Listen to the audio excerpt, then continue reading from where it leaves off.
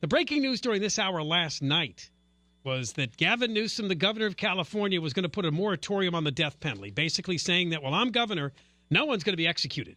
I'm stopping it. Executive order. They actually literally dismantled the death chamber today, put up little notices per executive order. We're taking this apart here, whatever's in there, gurneys and equipment. Yeah, a big theatrical sticking his finger in the eye of all the California voters who twice in the last few years voted for the death penalty. There was a repeal of the death penalty on the ballot a few years ago. That was defeated. Majority of California voters. Then there was a proposition that would speed up the death penalty to get people executed in 10 years or less. That won. So the public voted against a repeal, and then they voted to fast-track the death penalty. Now, we're going to play this bit of audio, then we'll talk to Michele Hanisee. But this was Gavin Newsom back in 2016. He was talking to the Sacramento Bee, and this is about the measure that would have ended the death penalty, which lost. And as John just mentioned, the one that speeds up the appeals process is the one that passed. And, of course, naturally it got challenged, had to make it through the courts. But here is what Newsom had to say about repealing the death penalty and, in general, the will of the voters. Every year we read about this person, that person, another person that were exonerated. DNA tests prove that we're innocent. Folks we find out a few years later that actually were executed, that should not have been. All of those for me are compounding issues that say, you know what, it's time to turn the page. We don't use the death penalty today. We are warehousing folks. I was just there last week at San Quentin, almost 750 folks, 745 folks, 46. And I'm just not there. That said, God, for the grace of God go I as a victim's family. It's the one overriding issue that I have I fear that will ever happen to me. And so I have enormous sensitivity and respect for people that disagree. And so my position has always been, if ever I was in a position to actually be accountable, I would be accountable to the will of the voters. And I would not get my personal opinions in the way of the public's right to make a determination of where they want to take us as it relates to the death penalty. Well, they did. They rejected the abolition of the death penalty, and they approved speeding up the appeals process. He said clearly. In fact, this finally made it through the courts, and they were working on the whole lethal injection thing. They were ready. Of course, Jerry Brown didn't want to do anything and just stayed out of it. But this guy has outright defied everything and said and lied. And he made it clear that he would not get in the way of the will of the voters. He would not let his personal opinion interfere with what the voters wanted. Well, the voters made it clear twice in recent years. We want the death penalty, and we want it faster. Let's get Michele Hanisee on. She's president of the Association of Deputy District Attorneys. Michele.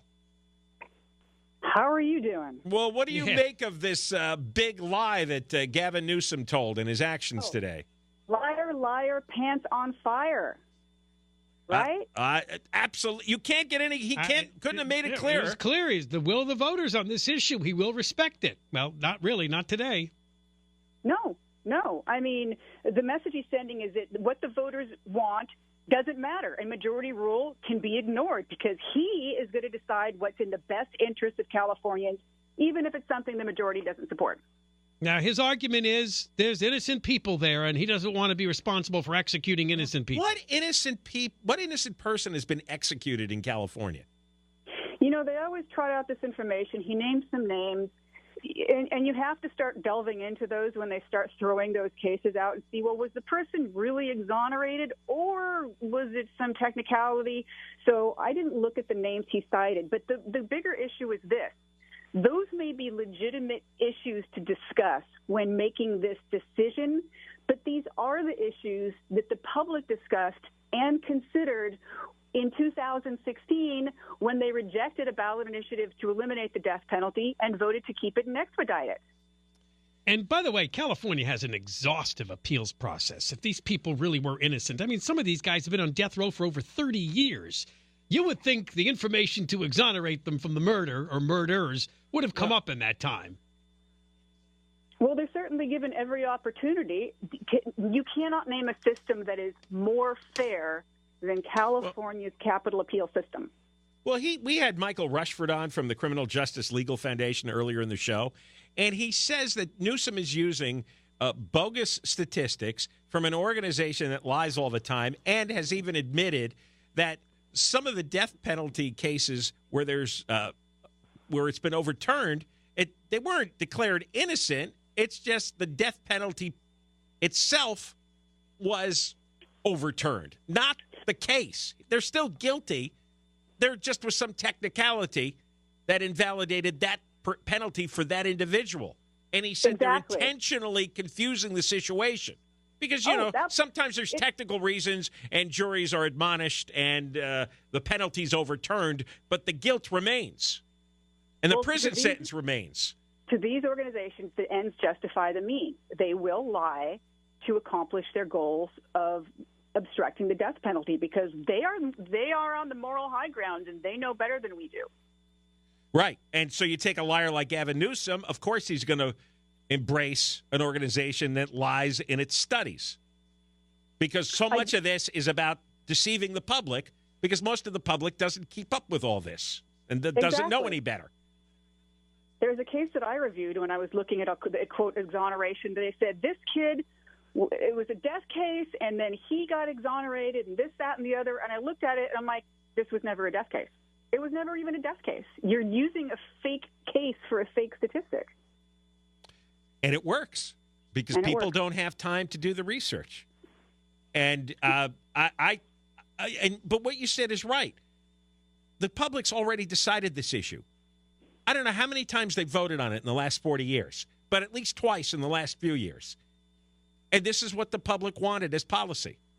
Every time the issue has been put before the public in California, they voted to keep the death penalty. So anybody tuning in now is wondering, okay, if this is true, how is he allowed to do this? Can you explain how is he allowed to put a moratorium if the public has passed all these propositions?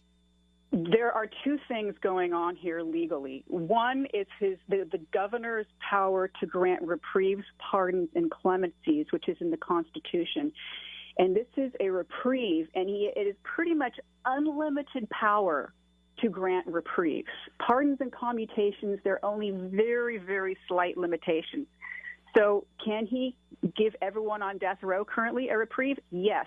The only limitation is that he can only grant reprieves and clemency and commutations to sentenced prisoners. He can't do it prospectively, if you understand what I mean.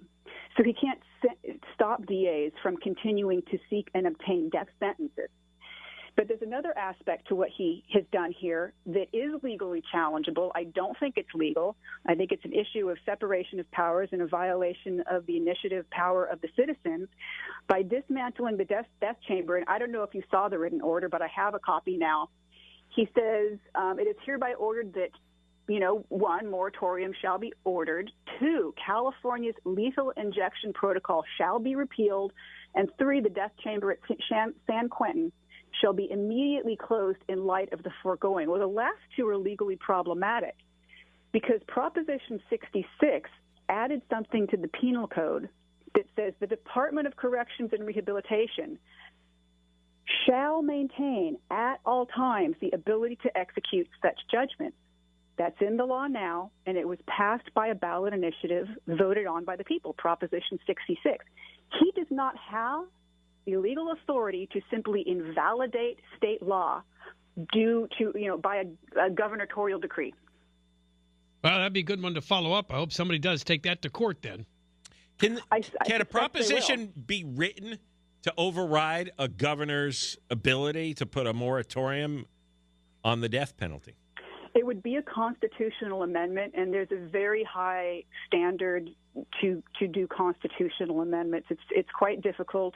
It would require an enormous number of signatures to qualify. This is pretty much a standard provision of every single state's constitution is that the governor, just like the president. Yeah, I know, but he's abusing this now, and he lied. Well, the faster, shorter route would be to remove him from office.